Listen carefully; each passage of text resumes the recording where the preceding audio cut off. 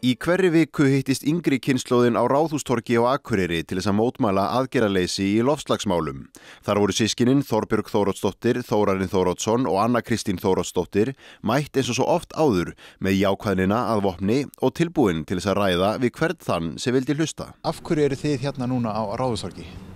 Okkur finnst mikilvægt að við eigum framtíð og allavega ég, ef ég veit ekki hvert ég tala fyrir okkur öll, en mér finnst mikilvægra að eiga framtíð en að vera með menntun. Þannig að þú ert að skrópa í tíma til þess að vera hérna núna? Já.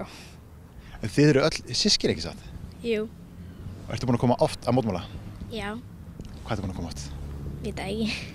Mjög oft bara? Já. En þú, hvað ert þú búin að koma oft? Ég bara næstum búin að koma alla föstudaga, bara á skólaárinu. Og alveg sama hvernig veðrið er og hversu kalt er úti? Já, skiptir ekki máli. Man bara klæði sig vel og Liverpool húi á hausinn? Já. Hvaða skilaboðum eru þið helstarinn að koma á framfæri? Hvað er það sem við getum verið að gera betur? Mér finnst að við getum verið að gera mjög margt betur. Mér finnst til dæmis að við ættum að vera með plastlaysa Akureyri. Mér finnst við ættum að vera að færa okkur miklu meira út í rafmagnsbíla í staðinn fyrir olíunotkun. Mér finnst að ríkisstjórnin gæti verið að gera miklu meira og líka öll þessi fyrirtæki sem eru í Íslandi gæti verið að gera miklu meira í áttina að því sem við erum að reyna að fara. Hvað finnst þér mikilvægast?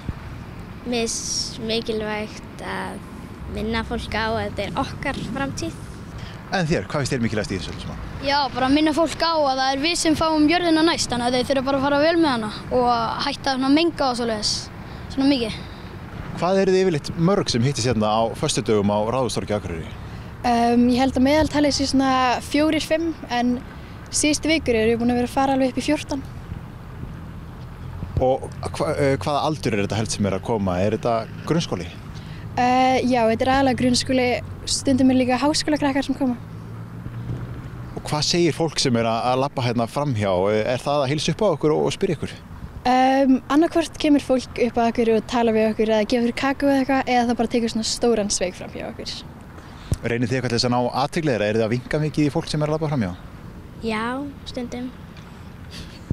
Og eru vinir ykkur eitthvað að koma með ykkur? Nei. Sko, skiltin sem þið eru með hérna, gerið þið þau sjálf? Já, við gerum þau sjálf, bara í skólanum eða heima hjá okkur eða eitthvað. Hvað er það sem þú hugsað þegar þú ert að gera svona skilti? Bara láta þau vera ábyrrandi og þú veist, koma með góð skilaboð. Nær þú að draga eitthvað vini þína með þér hérna? Já, það koma ofta svona 1-3 vinir mínir með eitthvað svoleiðis. Núna er 1 hérna. Og þeir eru alveg til í að koma í þetta alveg eins og koma út í fótbolta eða hvað? Já, sumir sko. Ekki allir en sumir. Hefur þetta vakið einhverja athygli? Hefur fólk með völd eitthvað verið að hafa samband við þig og bjóða þér upp á samtal? Nei, ekki ennþá, en það væri frábært að það væri. Það hafa mjög mikið af náttúrulífsfólki eða fólki sem er að vinna við eitthvað svoleiðis verið að koma upp á okkur og tala við okkur en ekkert fólk með mikil völd.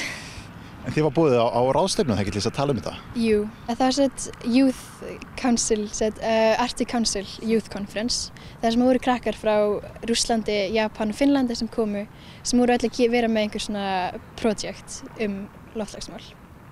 Og hvernig var að geta deilt þínum hugmyndum með þeim? Það var bara frábært að geta að tala við einhvern svona frá öðrum stað sem var líka að gera sem hlut og ég. Sérðu fyrir þér að halda áfram eða hætta þessu? Ég sé alveg áfram bara að halda þessu áfram þangað til að gerist eitthvað sko. Það eru allir föstudagar og allir velkomnir eða hvað? Bara allir koma sko.